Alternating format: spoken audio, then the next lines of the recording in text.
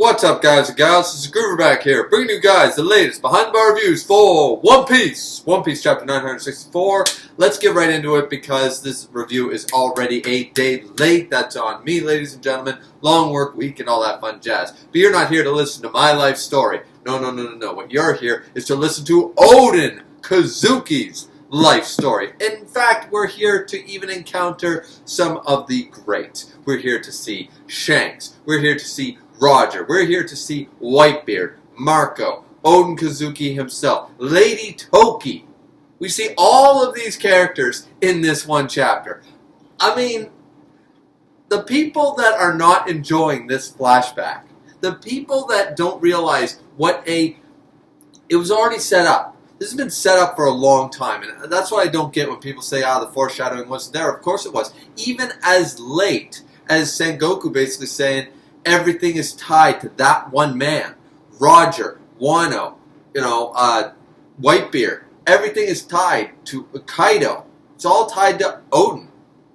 And as far as I'm concerned, he may or may not be considered, by the end of this, the world's greatest swordsman. He's definitely on that. He's in that Yonko tier. Whether you think he can contend with Kaido, I mean, he's the only man to ever injure Kaido, and this is a man who went up against Roger, Garp, Shanks, went up against these people, and Oden was the only one to injure Kaido, so take that what you will.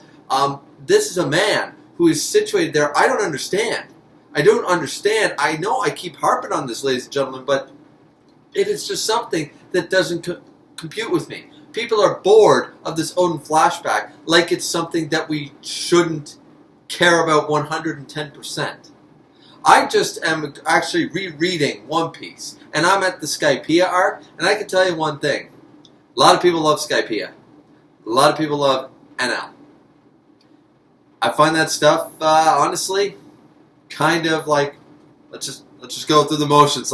Let's get on. Let's get through Skypiea. It's getting through Skypiea, in all honesty. That's how I feel. Unpopular opinion, sure, but that's how I feel. So I can understand how it might be an opinion of someone who just is not that invested in Oden. And to be fair, I wasn't that invested in Oden, and I see the problems with the Wano arc being a lot of things off screen. I understand the reasons as to why. I also understand why fans are kind of like, come on, let's see some of this stuff. But right here, we're starting to see some.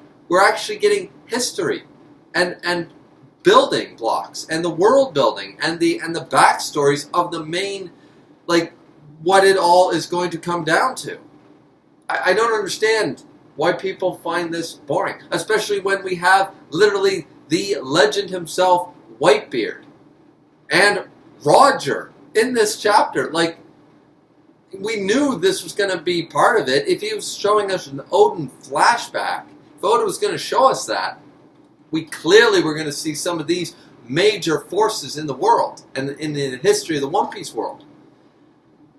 I'm sitting back here and I'm still shaking my damn head. But that being said, the chapter goes on to say that pretty much Whitebeard's like, nah man, you ain't joining my crew. I saw what happened. That's basically, we don't see, so they basically clashed, and that was kind of the end of it, and we knew there wouldn't be a real fight. So people who are complaining that the Whitebeard Oden thing got off screen, no, it didn't. They didn't actually have a fight. They had a clash, similar to Shanks and Whitebeard on the Moby Dick.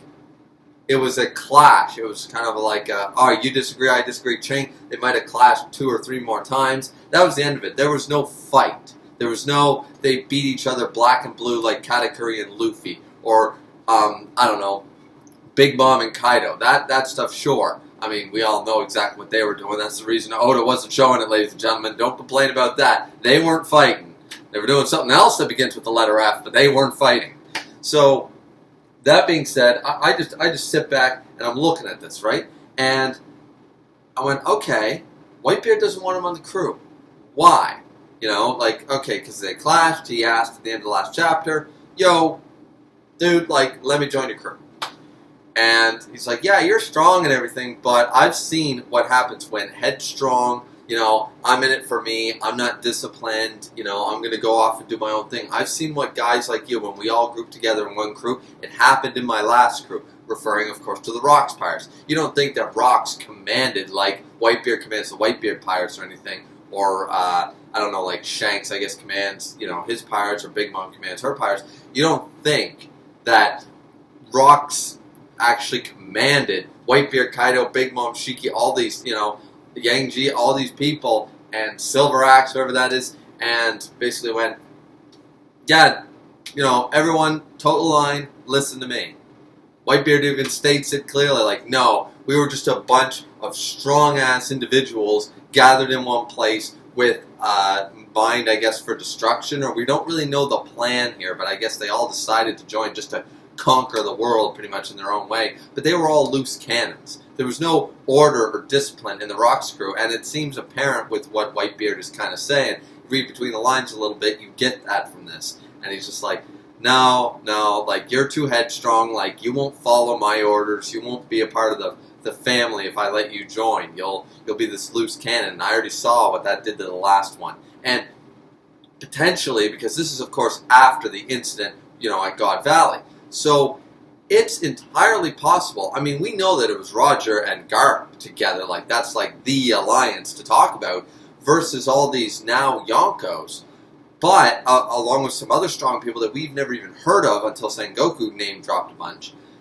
But, potentially, Whitebeard is almost sitting back thinking, like, had we had the proper discipline and order, our strength combined properly as a real pirate crew, even the Roger Garp, we would not have fallen apart. He saw the flaws in having all these strong individuals. Sure, you have the grouping of the strongest, but with all the different ideologies and all that, we're out to kill everyone, we don't respect each other, we won't listen to each other, we're not partners, we're not allies, we're basically, or I shouldn't say, they are allies, but they're not friends, they're not crewmates in that sense, that sort of thing. And Whitebeard saw what that caused. Potentially, Whitebeard is even thinking that even Roger and Garp working together could not have surpassed, could not have beaten them had they not been as diverse as they were, as headstrong as each individual on that crew was. So, and I can understand that. I can get that. It's the whole reason the Yonko are as the Yonko are. So, I get it. Luffy is very headstrong as well. Luffy's not going to listen. He wouldn't join the Whitebeard pirates. When Ace went, hey, you should join Whitebeard, you should join me, everybody can come aboard.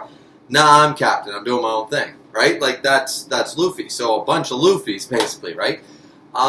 And here we do see that Whitebeard basically says this, and just says, nope, I'm not having that. Oden, you're just like you're one of me. You're like me. I like you and everything, but no. And Kinemon comes up to Whitebeard, and they have this bro moment where he's like, yo, you really, like, that's actually illegal. That's a crime and stuff. Like, so please don't take Oden. And he's like, bro fist moment. Bam. Like, we see eye to eye on this, man. Don't worry, I'm not taking him anywhere. Like, treating Oden like he's a little kid or something. Like, they're just talking behind his back. Like, no matter what Oden's been saying this whole scene, it just hasn't registered with any of the retainers, any of the Whitebeard crew, and all that stuff. And he's still adamant that he wants to go.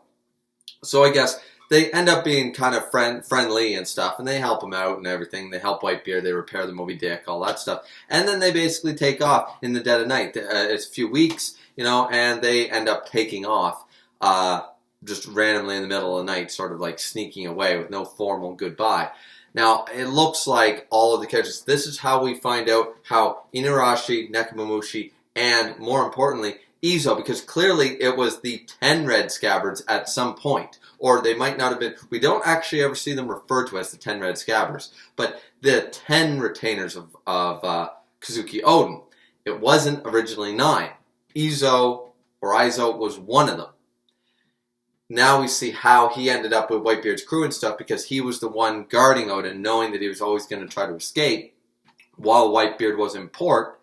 And in the dead of night he does. Izo follows, chain around the mast, friggin', I'm coming with you, boys, and Izo jumps on the back of Oden and is like, no, you're going to be the next Shogun, my lord, you can't do that, grabs onto Oden, he's like, no, Izo, go back, and he's just like, and he's being dragged through the water. Now, this is where Marco and everyone's like, Oden, like, the crew likes Oden well enough, but even Whitebeard says, even if I do like the guy, we can't have him, like, not only is he legally bound not to leave Wano, we taking him away, he's also a member of the royal family, the one who's going to be in charge of this whole country one day. They're not going to take it that Oden willingly left. They're going to treat us as criminals. Like, we don't need a countrywide people hating us, right? So that's all fine and dandy. That all happens. And Marco's like, yeah, sorry, Oden, we liked you, but I'm going to cut you loose. And Whitebeard's like, wait a minute, Marco. No, wait 1 second. Pull that other guy up. And they're like, okay. So they pull up Izo so Izo doesn't drown stuff. I mean, Oden can survive anything.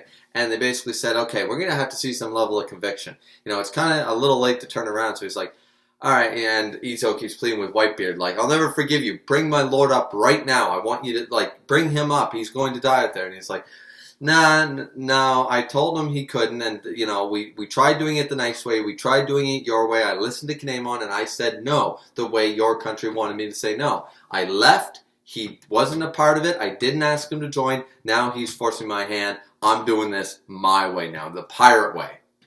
And this seems harsh as hell, though Whitebeard clearly, with the Conqueror's Hockey clash, I'm sure he firmly believes Whitebeard could do the same thing, so he figures that Oden could probably do the same thing, and that's what he wanted to see. It's kind of set up that he says he's a man of his word, but it's a little odd here, because basically what he says is, Oden, you hold on to that for 3 days straight. You can come aboard, and I'll let you join my crew as one of my family. And Oden's like, seriously? Are you telling me that if I stay on and hold this chain and never let go for 3 days and survive, I can join the crew? Whitebeard's like, I'm a man of my word. Yes, you can.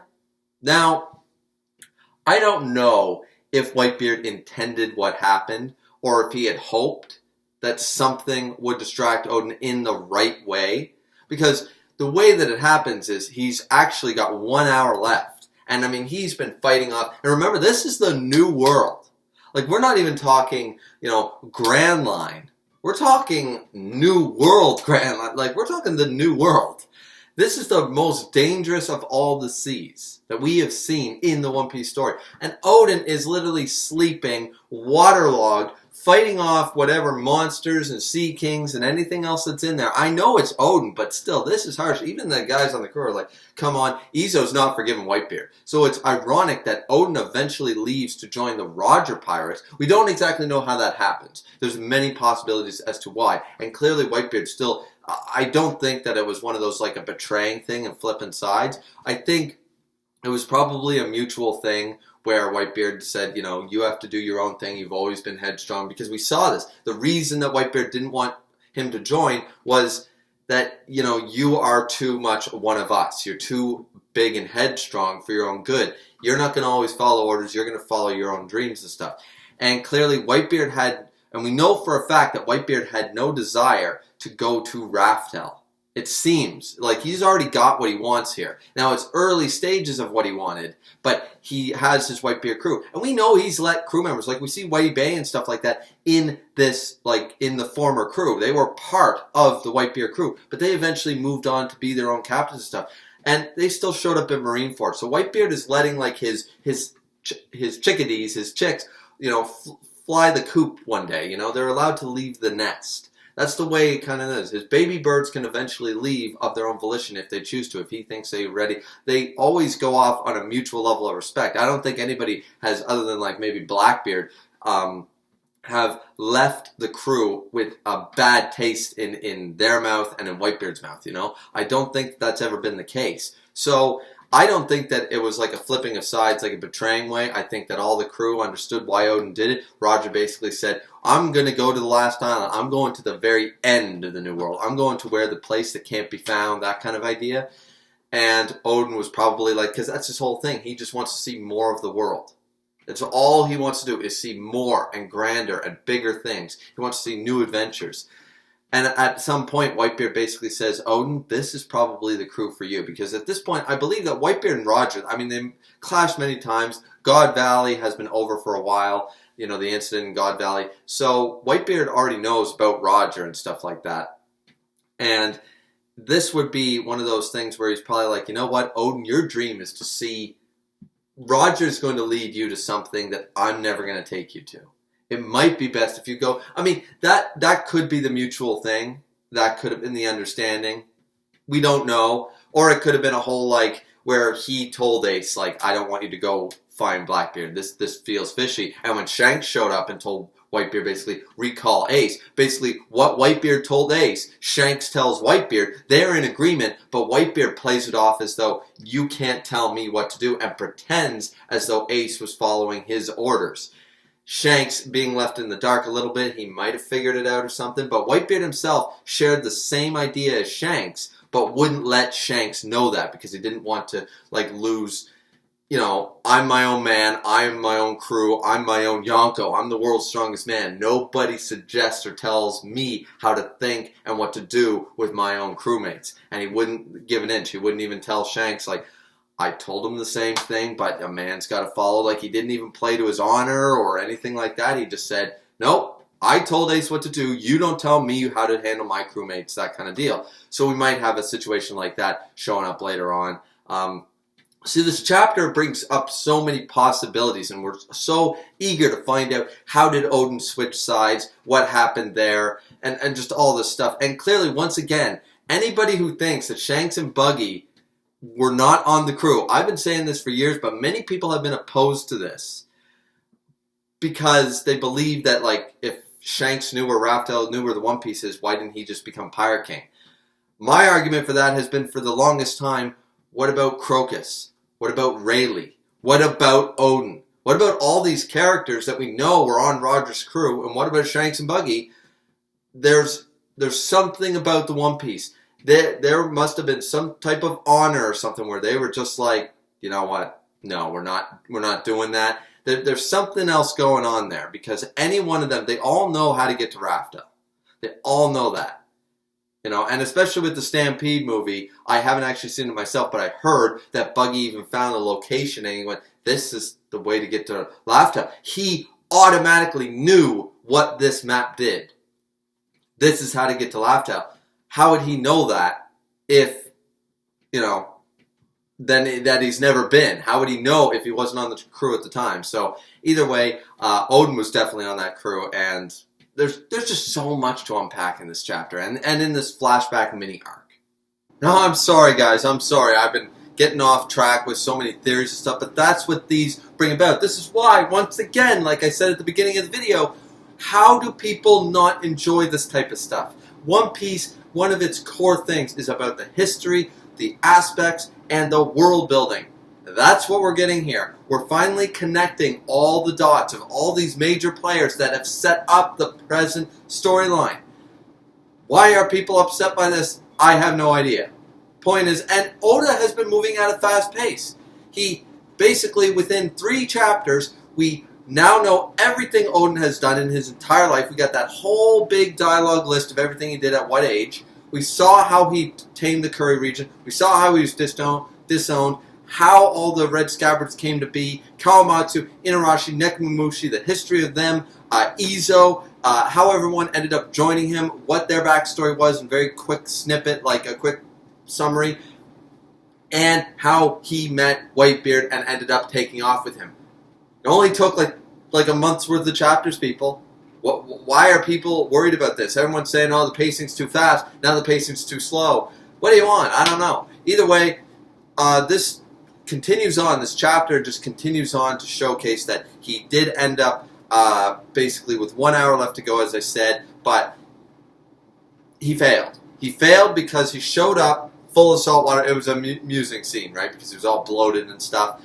He showed up because he heard a woman's screams on an island that they were passing by, clearly. So he let go to save this woman. This woman is Lady Toki. Can't pronounce that last name because I'm not pulling this up and I'm not live reacting. I don't have the chapter in front of me. So I think it's like Awamatsu or something like that. Amatsu, something. But either way, it's Toki. It's Lady Toki at 26 years old, who is from the Void Century. Confirmed here. That's awesome. I think we all had that idea that she was either right before the Void Century, during it, or right after, but we all knew it would connect back to the Void Century. Clearly this is the case. This isn't the time, as I already spent too much time going off tangents and tracks for other things involving Whitebeard, Roger, and Oden. So I'm not going to go off here on a tangent about all the theories, what this could lead to, Toki's involvement, why she jumped from the Void Century, what does she know, what does it have to do with the Poneglyphs, does it have to do with the world government? I mean, clearly it does, but what's her connection and why did she do this and why 20-year jump? Can she see into the future as well, glimpses? Does she have some type of dream future sight along with the Toki powers? We don't know. There's a lot to discuss there, but this ain't the time or place for it. What this is the time and place for is that Oden failed in his mission. 3 days. Nope. He ended up stopping slavers who were attacking Lady Toki, who wants to go to Wano, and the faces Whitebeard and Oden makes for this. Just let's put our entire chin into our neck, and then go like this. I don't know if I made that face well or not. I have no idea, I mean, I'm not exactly the prettiest looking guy in the world anyway, so maybe it worked. Anyways, they make this disgruntled face, like, you want to go to Wano, you're crazy. But pretty much, Oden stops and he lets go of the chain with 1 hour left to go, or less. And the crew's just like, Pops, why did you do this? Like, he was so close. Like, there must be a reason. Turn around. Like, this ain't fair. And, that kind of talk. And we don't really see what Whitebeard's reaction is, but we do see that Oden showed up because Toki was screaming because she's going to be captured by slavers. Then he basically stops them or whatever, and she nurses him back to health after the following day. The following day he wakes up, he's totally fine. She's amazed that, like, he's human? What? And he's like, well, darn it, shocked. So, like, he's just... Like, I think it's kind of like a bittersweet victory. It's like, he shot for the stars, and now he's settling for the sky because he still got off the land, if that makes sense. Because basically, like, he wanted to be on Whitebeard's crew so he could go and see a ton of different islands. But he'll settle for the fact that he failed to join Whitebeard's crew. However, he is on foreign soil. He is on a new island. He wished that it was something far different from Wano, because they're probably still pretty close to the similar type of climates and islands of Wano, but he's just like, darn it, shucks. Well, at least I did make it. Now, how am I going to get off of here? And he thanks Toki and all this stuff for saving him. Then the slavers come back with Captain Karma, looking like Davy Jones and all that stuff. And with all his 8-sword style or 6-sword, yeah, he's the 8-sword style, isn't he? Or is he the 6? Yeah, I think he's got 8. Either way, point is that Whitebeard shows up and clunk, done, and he's just like, all right, get on board. And Oden's like, what? But I failed. Why did you come back? I didn't stay on the chain for 3 days. And Whitebeard basically says, the reason you let go, you could have held on. The reason you let go is because you heard a woman scream. So that shows me the character, who you are. And this is where you have to wonder, where was the intention? All that holding on to that chain would have proven is that he had conviction, dedication, and had a dream and strength to back it up. These qualities Whitebeard already knew about Oden. Holding on to that chain for 3 days just would have shown a level of perseverance that borders on insanity, or stupidity for that matter, just to join that he was following his dreams no matter what. But that did not take away from the fact that, yeah, he's strong and everything, but all of his other fears, like, you're too headstrong, you won't follow orders, you won't actually be a part of the crew because you won't act like one. I know what... And this isn't that long after he got out of the Rocks crew, and the Rocks crew got disbanded. Whitebeard is very, very careful about that.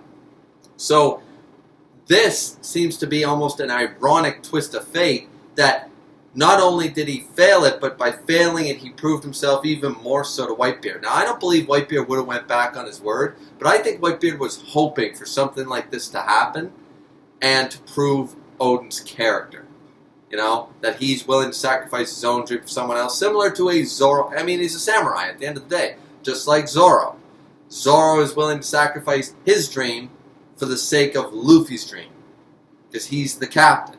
And in a similar way here, we have Oden sacrificing his own dream to save someone else in his own way. So Whitebeard acknowledges this, and he's like, and here he doesn't call him son. It might be because of an age gap thing, but I think it's more so that he knows that Oden is like way up here. He's in that Yonko tier before there really was Yonko. I mean, they might be Yonko right now, but when did that really start? Hard to say. But he knows that Oden's in that tier. Calling him son, he's not that down here sort of idea, right? Like, not to shit on any of the Whitebeard crew, but they're all his children. Oden's more like an adoptive uncle to the crew or something like that. Like he's like, you're still younger than me, but you're more of my brother, more of an equal rather than a child, more of someone that I look after and take care of. You're kind of up in there, right? So I like that distinction. Something about it, whatever you guys read into it, I like it. I like the distinction that he doesn't call him son or become my son, you know, and be part of my family. He calls him little brother. Similar idea, but just the hierarchy is a little different, right?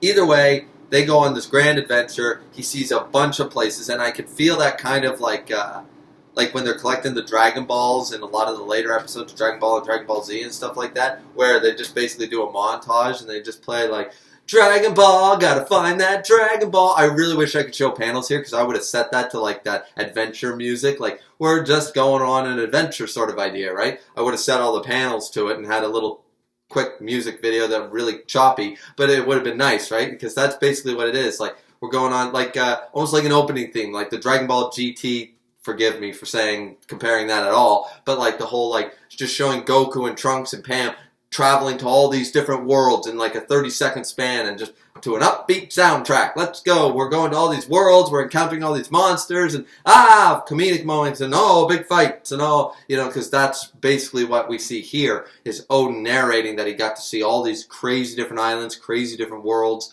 Nekomamushi and Inarashi ended up being stowaways. That's how they left. The remaining retainers are going, where are they? Whitebeard's gone, Inarashi, Nekomamushi, Izo, and, you know, Oden. They're all gone. So they're in shambles right now, but we don't cut back to them at all. And here's basically where, so they had this great thing, and, you know, they're tossing them up in the air. Yay, Oden, you're a part of our crew, you're a part of our crew. And Izo's still like, I'm never forgiving you. He's like, and if I don't, will you toss me overboard? Whitebeard's like, if I feel like it, I might. And that's basically the end of their little thing, because after that we jump over to seeing Roger, and we see 8 or 9 year old Buggy and Shanks. Shanks looking kind of like Luffy's age, you know, from Romance Dawn, and got the little, like the hat's too big for him, just like it used to be on Luffy. But we see a Roger that looks very much like, Roger's face almost got fat in a way, you know what I mean? I understand that he was older, but his face kind of got fat. Like here, he looks more like an older version, like it had Ace lived another decade. That's what he looks like. I think Roger here is supposed to be in his late 30s? Is he in his 40s? I think he's in his 40s. I might not be doing the math right. Anyway, either way, Ace in a decade or two would look like this. It looks very, very similar, and he's looking like a boss. Roger looks a little different. Looks less bulky, a little leaner, as I said, very much more similar to Ace. You can see the resemblance in Ace here. I think he's got like some different jewelry and a different like coat on and stuff like that. He does appear a little different. Now they're talking about how Whitebeard is making the papers and he's doing all the stuff, and Shanks and Buggy are just kind of like, hey, we're making strides too. Why aren't we in the papers? Rah, rah, rah, rah, you know, that kind of stuff. By this logic, I would say that Shanks and Buggy at this age, and you could have done the math before this, but they were not a part of the God Valley incident. They joined the crew after Garp and Roger teamed up to destroy the Rocks Pirates.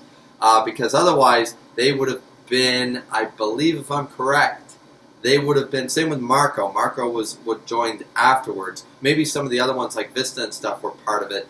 But Whitebeard, yeah, because if you do the math, they would have only been like 4 or 5. I'm pretty sure they weren't part of the Rocks crew or anything like that, or Roger's crew at the time. So, that being said, the last page, we see Roger here. Breakneck's week, he is the epithet of Gold Roger. It's meant to be said that way, because that was his epithet given to him by the world government. Even though his name is Gold D. Roger, maybe they were trying to avoid the name of D at the time. They were trying to cover that up a lot more. I don't know, maybe that was the case. The world government tried to cover it up by just making it Gold Roger. Hard to say. And they're talking about Oden, like some crazy samurai from Wano ended up joining the Whitebeard crew. Apparently he's nuts and stuff, and Roger's just kind of like, love to meet that guy sort of idea. And that's basically where we get, it's a Breakneck's week. But if we get fire chapters like this, building on the history, the personal history of the characters, connecting all the dots between the Whitebeard crew and Oden, how he connected to all the major players in the current storyline and in the past storylines, it holds so much interest for me, way more than like the chase of Whole Cake or, for that reason, the attire of Skypiea, all this kind of stuff, right? Like, so, I don't know. I don't think this is a weak point. I think these are some highlights. These are some major highlights of the Wano arc, and I've been enjoying it. I don't expect to jump away anytime soon. I hope we get another 2 or 3 chapters of this flashback, you know, and then we will officially start the next act of Wano. I don't know. Something about this, because once we go back to the present storyline, we are going to be in battle mode. This is the cake falling, Luffy attacking, everybody being involved, everyone fighting, Kaido and the Beast Pirates and Big Mom and everybody being involved. That's the next. When we jump back, we're jumping into basically a couple of chapters and we're into the big battle. That's what the next act is going to be. That's what the next thing is. So this is like the calm before the storm with some goddamn good stuff. Just some great, like, how can anybody be unhappy about having Whitebeard and Roger in a chapter? I don't understand. I don't get it.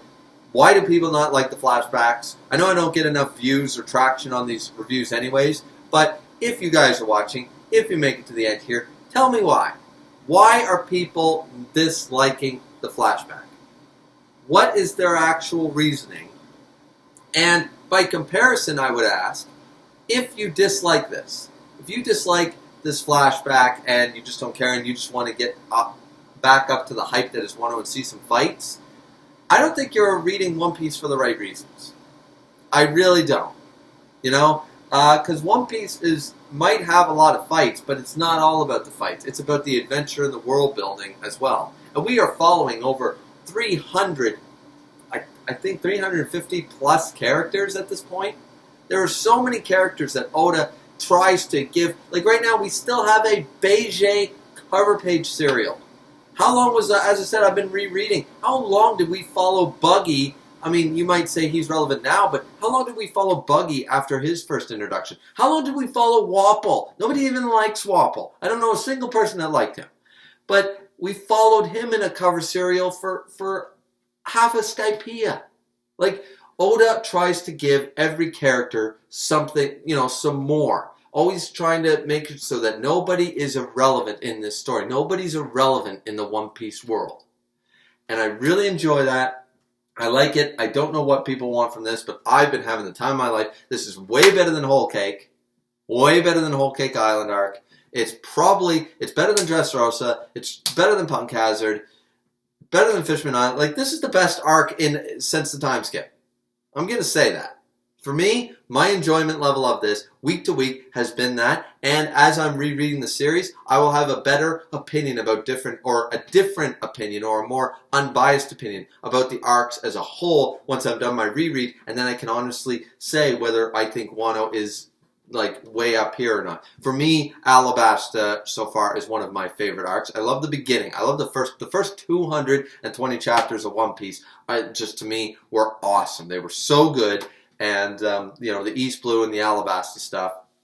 Then right now it's falling off a little of me for Skypiea, but I'm still into Skypiea right now, so maybe my opinion will change in the next part of Skypiea, right? I'm just, you know, I'm in that midway point. So either way, what did you guys think of the chapter? What did you think of the review? Did you love it? Did you hate it? Please like, subscribe, comment. As always, it's always very much appreciated. Don't forget to hit that bell notification. You guys want to know every single time I drop a video. And don't forget to join the Discord. The Discord link will be down in the description down below. If you guys want to talk One Piece, Valkyrie, Seven Deadly Sins, One Punch Man, any of that good jazz. I also, of course, Dr. Stone, Shokugeki no Soma, Dragon Ball Z, Bleach, Toriko, anything. You know, it doesn't have to be a current running series. Talk about everything, right? Talk about video games, for God's sake. So, that being said, ladies and gentlemen, this has been your One Piece chapter review. Behind the bar, drink responsibly as always. We'll see you back here next time.